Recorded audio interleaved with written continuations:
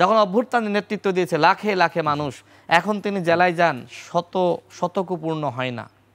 কেন, কি কারণ? হঠাৎ করে আসলে এই সমস্যা, এই সংকট কেন তৈরি হলো? আপনি শেষে একটু সংক্ষেপে একটু বলেন যে আসলে এই যে সার্বিক যে মতবিরোধগুলো আছে ছাত্র সংগঠনগুলোর মধ্যে, রাজনৈতিক দলগুলোর মধ্যে, এই মতবিরোধটা আসলে কাটিয়ে ওঠার জন্য এক হওয়া যাবে কিভাবে? আসলে আমাদের আসলে এক হওয়া দরকার। এক হওয়ার ফলাফলটা কিন্তু আমরা দেখেছি, হাসিনার পতন ঘটাতে পেরেছি। যতক্ষণ আমরা বিচ্ছিন্ন ছিলাম, আমরা আসলে হাসিনার মসনদটা আসলে আমরা ভাঙতে পারিনি। ঠিক একইভাবে এক হয়ে যেমন আমরা ভাঙতে পেরেছি, শুধুমাত্র এক হইলেই আমরা গড়তে পারবো। এই বিভাজন, তর্ক বিতর্ক এগুলো আমারও আসলে ভাল লাগে না। কিন্তু যেহেতু রাজনীতিতে আসলে আমার পক্ষে বা আমার বিপক্ষে একটা অভিযোগ অনুযোগ আসলে সেটি নিয়ে কথা বলতে হয়, বা যে কোনো বক্তব্য আসলে সেটি নিয়ে আলোচনা করতে হয়, যে কারণে আসলে আমরা পাল্টা জবাব দিতে বাধ্য।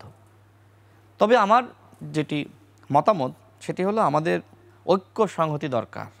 আমরা মনে করি আগামী যে ইলেকশনটা, সেটা অবশ্যই এমন একটি ইলেকশন হওয়া দরকার যে ইলেকশনে গণ অভ্যুত্থানে যারা ভূমিকা রেখেছে তাদের সবার অংশীদারিত্ব থাকে। সেই ইলেকশনটা নিয়েই তো আসলে আলোচনা, যত আলোচনা, ইলেকশনটা আগে গণপরিষদ নির্বাচন হবে না আগে নির্বাচন, জাতীয় সংসদ নির্বাচন হবে, এই বিষয়গুলোর ব্যাপারে তো একমত হওয়া যায়নি এখনো। দেখেন, অনেক ধরনের গুঞ্জন কিন্তু আছে। সেটি হলো যে বিএনপির সাথে আপনার আলাপ আলোচনা চলছে যে ইলেকশনে কিভাবে আসলে নিজের ভাগটা বেশি নেওয়া যায়। এই ধরনের আলাপ আলোচনা রাজনৈতিক দলগুলো আছে তাদের মধ্যে আলোচনা চলছে। এটা যাদের কথা বলছেন, আপনি যাদেরকে ইঙ্গিত করছেন, তাদের সাথেও আছে, আমি জানি এবং জেনেই বলছি। তো এখন এমন এমন শব্দ, এমন এমন সঙ্গে কি আলোচনা হচ্ছে, কি এমন এমন শব্দ, এমন এমন বাক্য আসলে সামনে আনা, যাতে করে তুমি আমাকে এই জিনিসটা না দিলে আমি কিন্তু এই জিনিসটা সামনে বাধা দিয়ে রেখেছি। এখন গণপরিষদ নির্বাচনের কথা বলতেছেন, যিনি বলতেছেন তিনি কেন ওই হাসিনার অবৈধ সংবিধান মেনে শপথ নিয়েছিলেন, এবং তার দুইজন সহকর্মী এখনও কিভাবে হাসিনার ওই অবৈধ সংবিধান মেনে শপথ নেওয়ার পরে ওই দায়িত্ব গ্রহণ করে ওই পদে বসে আছেন? এত ভালো, এত ফেরেস্তা যদি হইতেন, তাহলে ওই শপথ নেওয়ার আগে বলতেন আগে গণপরিষদ নির্বাচন, সংবিধান বিলুপ্ত ঘোষণা করা হলো। সেটি তো করতে পারেননি। এই নাহিদ ইসলামের উপরে জনগণের আস্থা, বিশ্বাস, ভরসার জায়গাটা তৈরি হয়েছিল যে তিনি পদে থাকা অবস্থায়, তিনি কিন্তু ডক্টর ইউনূসের পরে সবথেকে প্রভাবশালী উপদেষ্টা ছিলেন। আজকে তার ওই প্রভাবটা আর নাই।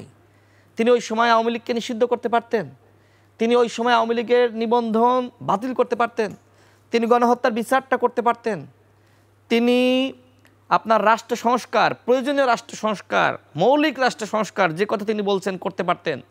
এরপরে জাতিকে একটি অবাধ, সুষ্ঠু, নিরপেক্ষ নির্বাচন উপহার দিয়ে এই বাংলার মানুষ তথা পৃথিবীর মানুষের কাছে একজন নতুন হিরো হিসেবে নিজেকে আবিষ্কার করতে পারতেন। কিন্তু আমি জানি না তার উপদেষ্টাকে, তাকে পরামর্শ কে দেন। আজকে নাহিদ ইসলাম যখন সরকারের উপদেষ্টা, যখন অভ্যুত্থানের নেতৃত্ব দিয়েছে লাখে লাখে মানুষ, এখন তিনি জেলায় যান, শতকপূর্ণ হয় না। কেন, কি কারণ? হঠাৎ করে আসলে এই সমস্যা, এই সংকট কেন তৈরি হলো?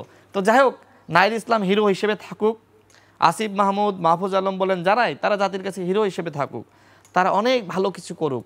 কিন্তু তাদের কাছে আমার একটি অনুরোধ, এই যে জাতীয় ঐক্য সংহতি ভেঙে পড়লো, এই যে আপনারা বলছেন যে এক ফেসিবাদকে হটিয়ে আর এক ফেসিবাদকে ক্ষমতায় আনবো না, এই যে আপনারা বলছেন যে শুধুমাত্র এক দলকে হটিয়ে আর এক দলকে ক্ষমতায় বসানোর জন্য অভ্যুত্থান হয়নি, অভ্যুত্থানের সময় এই কথা কইতেন তো আপনার ডাকে 5 জন যাইতো কিনা?